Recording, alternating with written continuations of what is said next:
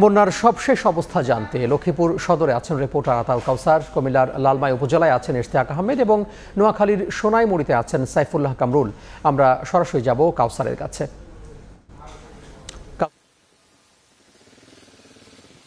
কিছু সময় আগে আমার যে প্রতিবেদনটি প্রচারিত হয়েছিল সেটা ছিল লক্ষ্মীপুর পৌরসভার 10 নম্বর ওয়ার্ডে। এই মুহূর্তে আমি আছি লক্ষ্মীপুর পৌরসভার 7 নম্বর ওয়ার্ডের আরেকটি জায়গায়।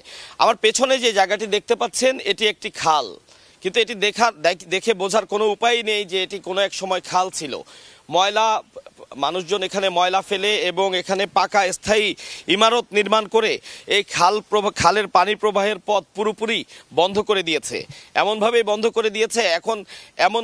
করে দিয়েছে যে এখন এখান থেকে পানি উল্টো এলাকায় উঠে আসে, মানুষের ঘরবাড়ি প্লাবিত করে।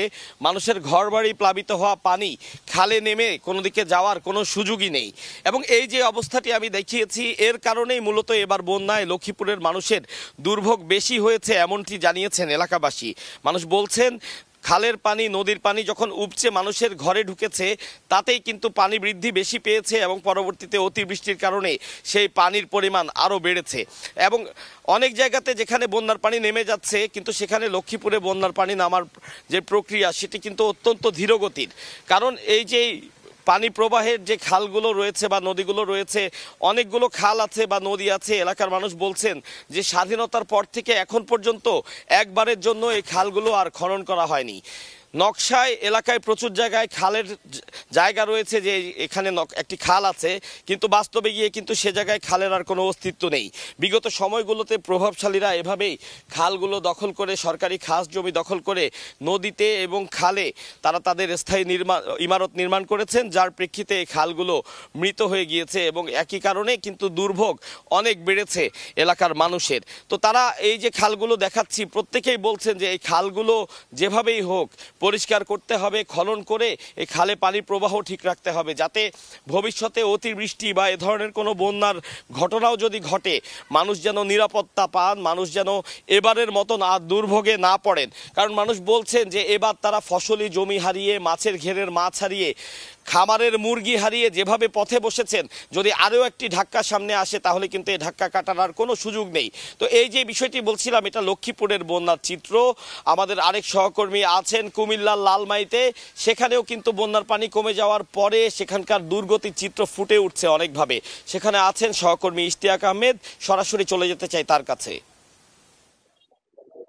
আপনারা জানেন যে গত 22শে আগস্ট কুমিল্লার বুড়িচং উপজেলার বেড়িবাঁধ দিয়ে কিন্তু গুমতি নদী বাঁধ ভাঙে, তার পরবর্তীতে বুড়িচং সহ বিভিন্ন জেলায় কিন্তু উপজেলায় কিন্তু প্লাবিত হয়েছে। এবং আজকে এই মুহূর্তে আমরা দেখেছি যে লালমাই যে বুচ্চি গ্রাম রয়েছে সেখানকার যে বড় ছোট শরীফপুর উচ্চ বিদ্যালয়ে সেখানে কিন্তু বিএনপি যে মহাসচিব তিনি এসেছেন, অর্থাৎ মির্জা ফখরুল ইসলাম আলমগীর এখানে এসেছেন এবং যারা বিশেষ করে বন্যায় দুর্গত যারা রয়েছে, তো বন্যায় কবলিত হয়ে যারা ঘর বাড়ি একেবারে সবকিছু হারিয়েছে, ফসলের জমি হারিয়েছে, তাদের মধ্যে কিন্তু ত্রাণ বিতরণ করেছেন।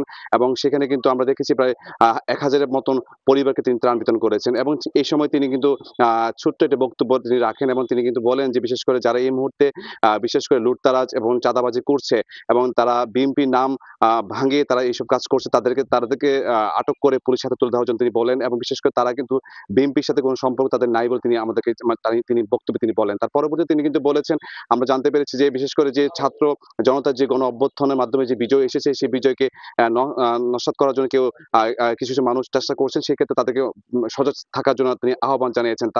তাছাড়া যারা বন্যার্থদের যারা আজকে দুর্গত অবস্থায় রয়েছে, যারা ঘর বাড়ি হারিয়েছে, ফসলের জমি হারিয়েছে এবং তাদের সর্বোচ্চ হারিয়ে তারা অসহায় পড়েছে, তাদের পাশে দাঁড়ানোর জন্য বিএনপিকে তিনি আহ্বান করেন। তিনি বলেছেন যে তিনি তাদের পাশে দাঁড়ানোর জন্য তিনি এসেছেন, লালমাই উপজেলায় এসেছেন।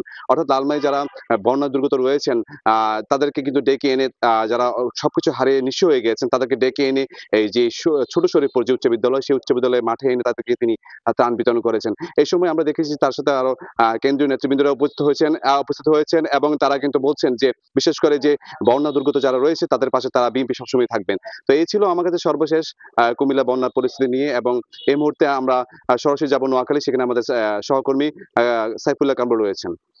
আমি এই মুহূর্তে দাঁড়িয়ে আছি নোয়াখালী সোনাইমুড়ি উপজেলার নাটোরসর দিঘিরজান এলাকায়। এর পাশে আছে আবুল খায়ের গ্রুপের আবুল খায়ের উচ্চ বিদ্যালয়। এই নাটোরসর সহ নোয়াখালীর 87টি ইউনিয়ন আজকে পানিবন্দী। নোয়াখালীর 8টি উপজেলা, 7টি পৌরসভা, সবখানে গত 3 দিন বৃষ্টি না হওয়াতে পানি ধীরে ধীরে কমতেছে। কিন্তু এখানকার যে আশ্রয় কেন্দ্রগুলোতে প্রায় 1300টি আশ্রয় কেন্দ্রে প্রায় 2.5 লক্ষ লোক আশ্রয় নিয়েছে। এই পানি কমলো, যে স্তরে পানি কমতেছে এই এলাকার মানুষগুলো কিন্তু বাড়িঘরে ফেরার মতো কোনো অবস্থা নেই। একদিকে খুব ধীরে পানি কমতেছে, অন্যদিকে পানিবাহিত রোগ, বিশেষ করে ডায়রিয়া এবং চর্মরোগ, বিভিন্ন পানিবাহিত রোগে এখানকার আশ্রয় কেন্দ্রের যারা আশ্রয় নিয়েছে তারা রোগে আক্রান্ত হচ্ছে।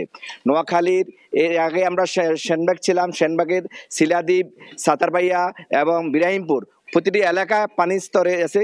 কারণ কি, নোয়াখালী জেলায় যেগুলো খাল আছে প্রতিটি খাল এইভাবে অবৈধ দখলদারদের দখলে রয়েছে। বিশেষ করে স্থানীয় প্রশাসনের সহযোগিতা বিগত সময় এই খালগুলো দখল করে এখানে বিভিন্ন বিল্ডিং এবং বিভিন্ন দোকানপাট নির্মাণ করার কারণে আজকের এই নোয়াখালীর জলবদ্ধতা। এই সামনে আমরা দেখতেছি যে একটি মসজিদ, সেটিও পানির স্তরে, এরকম শত শত মসজিদ, মাদ্রাসা, বাড়ি, রাস্তাঘাট সব পানির তলে ডুবিয়ে আছে। এখানে লক্ষ লক্ষ টাকার মাছ ভেসে গেছে, এখানে গবাদি পশু মারা গিয়েছে, এখানকার মানুষগুলো অনেকটা বাড়িঘর হারিয়ে আজকে তারা আশ্রয় কেন্দ্রে আশ্রয় নিয়েছে। এই অবস্থা থেকে, এই মানবতা জীবনতার অবস্থা থেকে মানুষদেরকে রক্ষা করতে হলে এখানকার অবৈধ খালগুলোকে উচ্ছেদ করতে হবে। উচ্ছেদ করার জন্য সরকারের উচ্চ পর্যায়ে একটা ডিসিশনের বিষয় আছে। সেই ডিসিশন নিলে এই অবৈধ খালগুলো উচ্ছেদ করে তখনই এখানকার মানুষ জলবদ্ধতার হাত থেকে রক্ষা পাবে। কারণ এখানকার যারা এই খালগুলো দখল করেছে তারা অত্যন্ত প্রভাবশালী হওয়ার কারণে এই খালগুলো উচ্ছেদ করা সম্ভব হয়নি। এই ছিল নোয়াখালীর সোনাইমুড়ি নাটেশ্বর দিঘিরজান থেকে আমার কাছে বন্যার সর্বশেষ তথ্য। বন্যা পরিস্থিতির খবর জানছিলাম সহকর্মীদের কাছ থেকে, যুক্ত হয়েছিলাম নোয়াখালী, কুমিল্লা এবং তারও আগে লক্ষ্মীপুর থেকে।